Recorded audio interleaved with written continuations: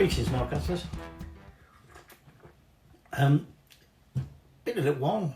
I'm going to make some bread again, and I'm making a sourdough bread. Although some people might argue, is it pure sourdough? Because we are going to be putting some fresh yeast in it. Well, fresh yeast, or in my case, some instant, dried yeast. This is a recipe that comes from Gail's Artisan bakery cookbook. Gail's is a chain, if you like, of bakeries. Okay, and I found this in one of her books, or in that book, sorry. And this is a fruit and nut sourdough. So unlike most sourdoughs, which you sort of start and then you give it overnight or a day proving, and then you mess around with it a bit more, and then possibly another 8 hours or more hours. This one you can do in about 3 hours. Okay, probably because we're adding actual yeast, as it were. So purists again might argue we should use our hands. She says use stand mixer, why not, with a dough hook, makes life easier, does the same thing. So we're going to use stand mixer. So what we've got here is 250 grams of strong white bread flour, and in that goes. And then I've got 40 grams of strong wholemeal flour,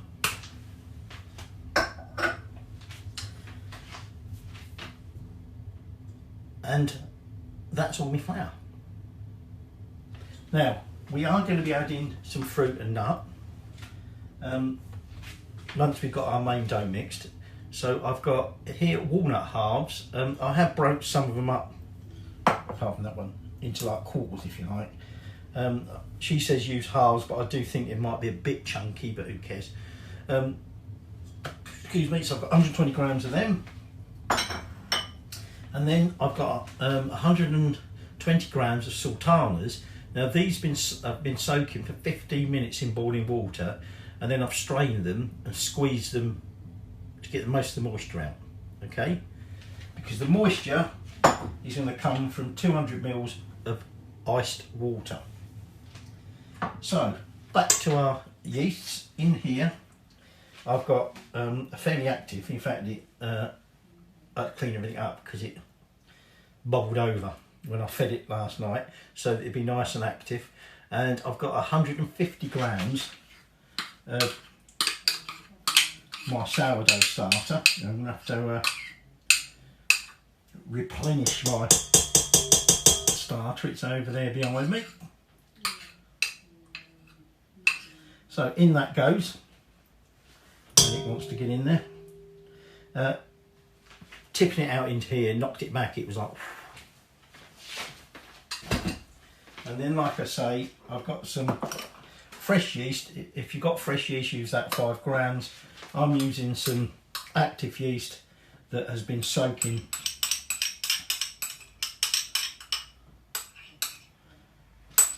for about 10-15 minutes or so. And then we're going to put our dough hook on. It wants to go on.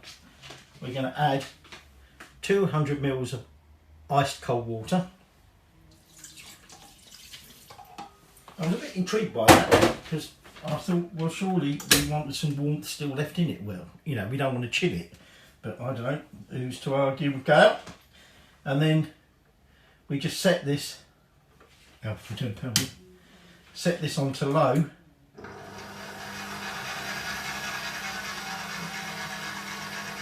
For 5 minutes. Actually, what I should have said, 10 minutes. Okay, so 10 minutes if need be. At the moment it's looking alright.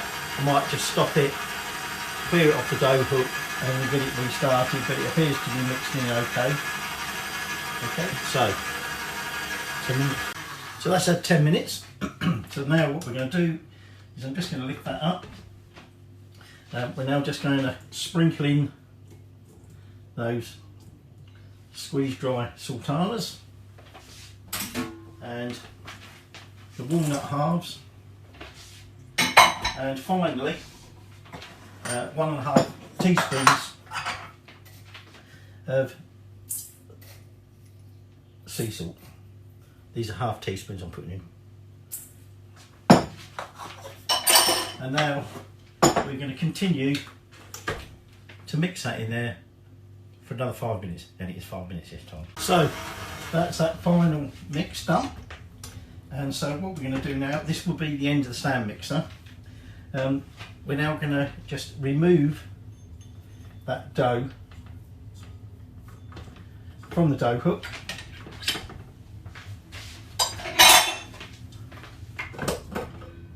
And now this, there because it'll probably fall over, I'm just now going to cover this over with a tea towel, a damp one preferably, but it's not that important. And we're then just going to let this stand at room temperature to rise for about an hour. Now we're expecting it to sort of roughly double in size, but there will be a second proving, okay, a longer one when we've shaped it. It is quite chunky, as you can see there, with the bits of walnut in it. It makes an 800 gram loaf. I'm a bit dubious when I put them walnuts and sultanas in there, thinking there's not an awful lot of dough. But we'll wait and see. So, that's an hour. This is sat for about an hour and a half. I wouldn't say it necessarily doubled, but it has increased in size. But interestingly, I've noticed it seems to have like a pinky hue. Sort of pinky. I don't know whether that's picking up the colours from the sultanas or not, I don't know. Now, I'm going to be cooking this in my bread cloche. Okay, so I'm going to need a way of getting that into there when that's red hot. So what I've done is I've cut a circle, just some little tabs, just because I thought if I don't put tabs on it, I might find I wanted tabs on it. And I'm going to lay it on a baking sheet to do my final proving. Again, simply because that thing's going to be red hot, and this might make it easier to try and get it from the work surface into there. So I'm going to do it on something that's a bit more mobile, but who knows. Now, first thing we're going to do is take a little bit of flour.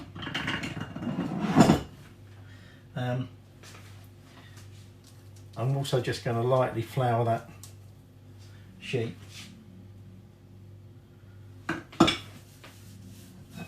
And just, this is very, very nutty.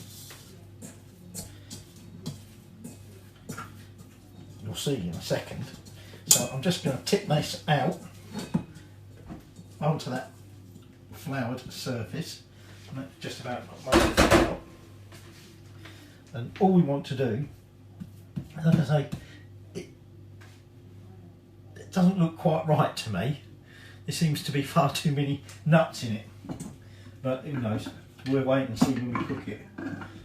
I now can't get any flour out. What I'm going to do is I'm just going to dust my hands, flour my hands, so that I can just try and pick this up. And what we want to do is to shape it into a nice round loaf, and then now just going to transfer that onto there. So that is now going to rest for at least an hour and a half. We want it to get bigger. Okay, so I'm going to cover it over with a cloth. Okay, if you've got like a linen proving cloth like I've got there, they're better because they're less likely to stick. Okay, although it should be floured. So, like I say, that is now just going to rest for an hour and a half. Now, towards the end of that proving, you're going to be wanting to transfer it to the oven. So you're going to need, if you're going to do it, well, if you're not going to do it in a bread cloche, you're still going to need to put your oven on maximum, but you're going to need to get some steam in there somehow.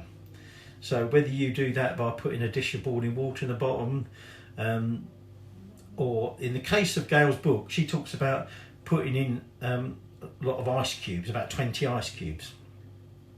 But we're not going to be doing it in the oven directly. We're going to do it in the cloche. So I will be putting some ice cubes in the cloche to generate a bit of steam inside there, but I don't think I need 20.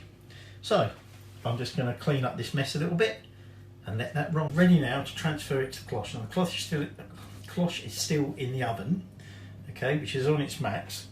I've set a timer for 20 minutes because we're going to put it in the oven, covered over for 20 minutes. Now, first thing I'm going to do is I'm going to take my sharp knife or lame or lamb or whatever it is, and we're going to slash about 1 centimetre deep square in the top. I can see I've got some bubbles and we need to work quite quickly here. There's a walnut in the way there, and then I'm just going to quickly brush this over. Now this is deflating. It was deflating as it was proving. Now you could, by the way, at this point sprinkle it with flour, but I don't want to do that because it's gonna burn, I think, and I'd much rather not have burnt flour on it. So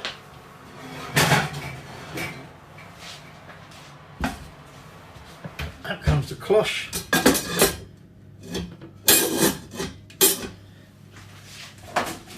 Now this is where I was hoping that's going to help. Slide that on there. I'm going to take some ice cubes. They want to behave. I'm just going to dot some ice cubes around the outside. And before I forget, put the gloves back on. The lid on. Back in the oven. And it's going to cook like that for 20 minutes. At which point we're going to take the lid off, again be very careful because it's hooking on, and we're going to continue cook it for about another 25 to 30, basically until we're happy it's done. Now hopefully it should rise, that slash square on top should allow the steam inside to escape, so we'll see. So there you go, just have a little tidy up. And we'll see it when it comes out the oven. Now, like all sourdoughs, although the temptation is to cut it while it's warm and taste it, you need to let it cool properly because it will still cook for a little bit on the inside, and what we don't want to happen is it sort of collapsing too soon, which if we start cutting it, it might do, but also it tends to make it much more moist inside and quite dense. So anyway, we're not going to do that. So 20 minutes time, lid off. Now 20 minutes is up, so working quickly, I'm going to start off by turning the oven down to about 200, and then it's going to be removing the lid, obviously making sure, you know, where I put my lid, because it's going to burn the surface, but equally I want to get that bread back in there as quickly as possible.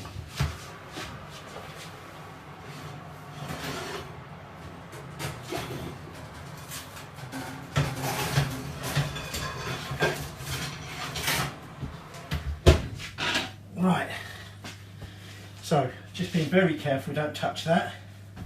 Oh, that glove's red hot. Bread is stuck slightly to the lid, hence the reason it was a little bit of a job getting it out.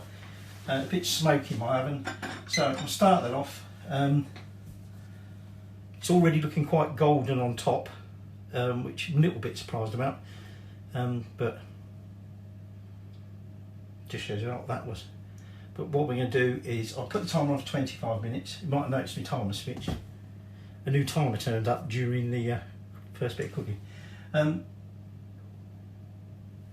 will check it probably after about 20, because although we don't mind it being a nice sort of dark brown colour, some people don't, but I quite like it like that, but equally I don't want it going too dark brown. Right, we've just come up to time. I've checked. I did have about 5 minutes ago, but it's quite a dark brown now. It's as dark as I want it. So at this point, I'm going to turn my oven off. However, I'm just going to crack the door open, and we're just going to leave it like that for 5 minutes, just to cool before we bring it out and we transfer the bread onto the wire rack. The lid is now, at least I can touch it, because I'm going to have to move that in a minute because obviously the base is going to be on. So 5 minutes, we'll bring it out, let it cool, and then let it cool for an hour before we can taste it. There it is. There's our loaf, still quite hot on top. Didn't rise up inside the cloche, as I said, I think. It feels like it's quite dense. Like I said, I was a bit surprised, followed the recipe exactly, and I did keep wondering, are these quantities right? Because there seems to be an extremely large amount of nuts for that amount of dough. But I think we'll see what it's called when we cut it, see what it looks like. But for now, that's our fruit and nut sourdough, courtesy of Gail's Artisan bakery cookbook. Given how active that starter was, given how many bubbles were forming on it, it didn't rise. I mean, some of them bubbles are sort of still there and sort of popped. My centre square didn't sort of expand out. Feels quite dense. I've already had a slice off. Okay, let's take another one. Now it looks absolutely nothing like it does in Gail's. Gail's, it does expand, but equally you don't have any of this texture with the nuts and the fruit. It looks like a bread loaf. I had to keep checking the picture, thinking, is this really the same bread? But apparently it is.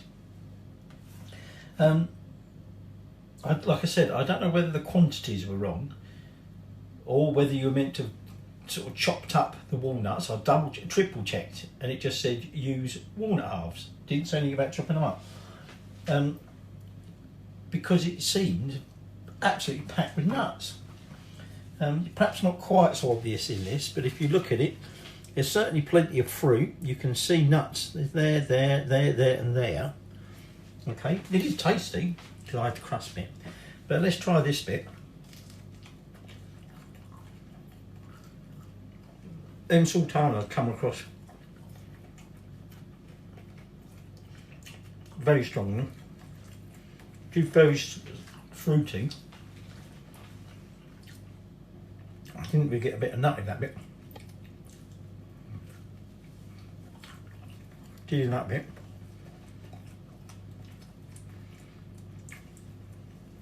Apart from the crunchy texture, I wouldn't say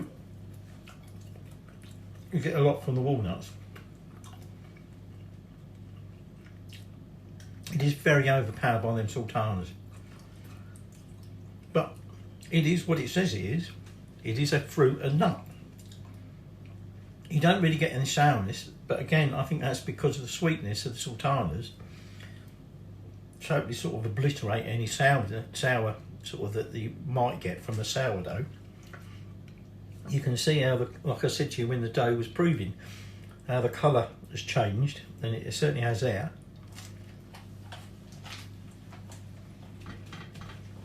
Despite looking quite a dense loaf, it doesn't eat like one. It is very moist. It's cooled for over an hour now. It's still warm. Well, I say warm. Barely. So I wouldn't say I'm overly impressed with it in terms of what it looks like. Taste-wise, it's really nice. Now she suggests this would be really nice, sort of toasted. And in fact, I think she's got a picture of some kids with it smothered in jam. You don't really need anything sweet. Some butter on it would be nice. But other than that, it almost is a standalone as it is, without any extra flavouring. So there you go. Gail's fruit and nut sourdough loaf.